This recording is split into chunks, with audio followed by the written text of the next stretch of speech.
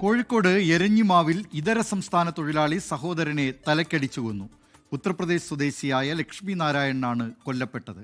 സംഭവവുമായി ബന്ധപ്പെട്ട് ഇയാളുടെ സഹോദരൻ കൈലാസിനെ അരീക്കോട് പോലീസ് അറസ്റ്റ് ചെയ്തു.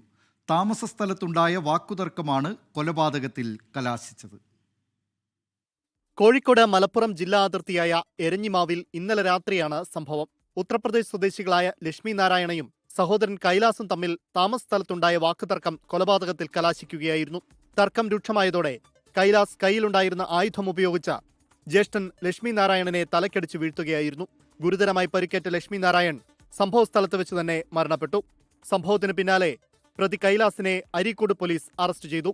കൊല്ലപ്പെട്ട ലക്ഷ്മി നാരായണന്റെ മൃതദേഹം കോഴിക്കോട് മെഡിക്കൽ കോളേജ് ആശുപത്രിയിൽ പോസ്റ്റ്മോർട്ടം നടപടികൾ പൂർത്തിയാക്കിയ ശേഷം ബന്ധുക്കൾക്ക് വിട്ടുനൽകും. 24 കോഴിക്കോട്.